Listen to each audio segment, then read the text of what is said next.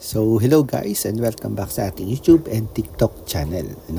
So, before po kayo mag-apply sa DepEd or bago magpa-promote sa DepEd, so meron na po tayong bagong guidelines na tinatawag. So, before po tayo mag-apply, dapat alam po natin ito. Malay natin, qualified na po pala tayo dun sa higher position sa DepEd. Okay, so this time po, di-discuss po natin ano ba yung minimum qualification standards. So, dapat ito yung ma-meet ng applicant bago siya mag-apply sa isang position para siya ay masabing qualified. Kung meron ito, pero kung wala po, madali po tayo magiging disqualified sa position. Okay, so this time naman po ay ang di-discuss po natin ay ang Teacher 1 to Teacher 7, Master Teacher 1 to Master Teacher 5 of Senior High School level, TVL track naman po ito. Magkaiba po kasi ang Senior High School na academics at TVL, ganun din ang sports at saka ang arts. So, yun yung apat na track sa Senior High School. So, ngayon po, TVL. So, sa Teacher 1, SG11, so, dapat po kayo ay merong bachelor's degree. So, pwede pong mag-apply kahit wala pang training at experience, pero sa eligibility po, dapat may LET. Ito po ay base po nito, ang basis po nito ay ang DepEd Order Number 7 Series of 2023, K-12 applicants for Teacher 1 position. Para naman po sa Teacher 2, dapat po ay bachelor's degree, and then dapat po ay meron ng NC2 plus TMC1 sa trainings. And then, ang experience po ay at least 1 year industry or teaching experience. Ang eligibility naman po ay LET. So, ang basehan naman po nito ay DepEd Order Number 7, DepEd Order Number 20 Series of 2024. Para sa higher teaching positions. Sa Teacher 3 naman po, dapat ay bachelor's degree. Sa trainings po, dapat ay NC2 plus TMC1. And then, experience po ay 2 years teaching or industry experience. And then, eligibility ay LET. Para sa Teacher 4, dapat po ay bachelor's degree, NC2, TMC1, or meron po kayong NAIAP training. Yun po ang pwede nating kapalit ng NC2 at TMC1.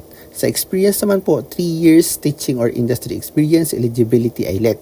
Pagdating naman po sa Teacher 5, so dapat po ay bachelor's degree, merong NC2 plus TMC1 or NAIAP training. Ang experience naman po ay 3 years and 6 months teaching or industry experience po. Ayan po yung at least 3 years and 6 months. Hindi po pwedeng bababa doon kasi pag bumaba po doon ay disqualified po tayo sa position. So, eligibility ay LET. Sa Teacher 6 naman po, dapat ay bachelor's degree. Sa trainings, dapat meron tayong NC2 plus TMC1 or NAIAP accredited training. And experience po ay 4 years. Eligibility, LET. And para sa Teacher 7, so dapat po bachelor's degree plus NC2 plus TMC1 or NAIAP accredited trainings. And then experience po ay 4 years plus 6 months teaching or industry experience, and then eligibility po ay LET. So again, ito po ay minimum qualifications. So dapat po ay meron tayo nito before po tayo mag-apply dun po sa position na gusto natin. Para kung gusto niyo naman po mag-rank 1 or magkaroon ng points, dapat po more than this qualifications ang meron tayo. For example, kayo po ang nire-record po dito ay bachelor's degree. Dapat po may units na tayo ng masteral para magkaroon po tayo ng points sa education. Kung ang nare-record naman po ay training, so dapat meron po tayo niyan.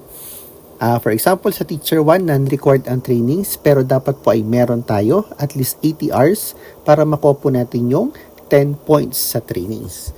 Sa experience naman po, dapat po ay more than doon sa minimum experience ang kailangan natin para magkaroon po tayo ng points pagdating sa experience.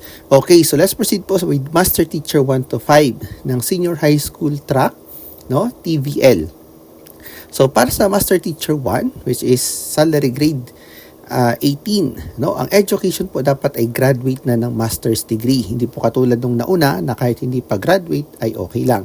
Ngayon po dapat graduate na ng master's degree. Sa trainings po dapat merong NC2 plus TMC1 or completed NAIAP accredited training. And then, ang experience po dapat ay 5 years in teaching or industry experience. Eligibility ay LET.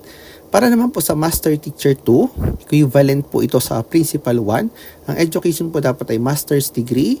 Ang trainings po ay NC2 plus TMC1 or completed NAIAP training. And then experience po ay 5 years plus, no, 1 year instructional supervision. So dapat po meron na tayong loads, ano. So mas maganda kung kayo po ay naging master teacher 1 muna bago kayo mag master teacher 2. And then eligibility ay LET.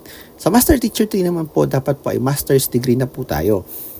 And then sa trainings po NC2 plus TMC1 or completed NAIAP training. Sa experience naman po ay 5 years plus 2 years instructional supervision. In short, dapat po ay 7 years. 2 years po doon ay instructional supervision. And then eligibility po ay LET. Sa Master Teacher 4, equivalent to Principal 3, ito po ay master's degree dapat. And then trainings po ay NC2 plus TMC1 or NAIAP accredited training. Then experience po ay 5 years plus 3 years instructional supervision. Then eligibility po ay LET at ang last po ay ang Master Teacher 5 which is salary grade 22. So ang education po ay master's degree. Trainings po ay NC2 plus TMC1 or completed NAIAP training. Experience po ay 5 years teaching or industry experience plus 4 years instructional supervision. And then eligibility po ay LET. Ano po? So, lahat po ng ito ay again ay minimum qualifications lang. Meaning to say, wala pa po itong points pagdating sa ranking. So, dapat po mas mataas pa yung ating credentials dito po sa minimum qualification standard. So, once again po, meron po tayong mga files na applicable para po sa pag-apply. Kung gusto nyo po, i-download yung mga files, ma-receive yung mga files, fill upan nyo lang po yung link sa baba ng video or visit Mr. Secretariat YouTube channel. Then, fill upan po yung Google Form sa baba ng video to receive the sample files for application in senior high school. So, once again po, good luck and God bless po.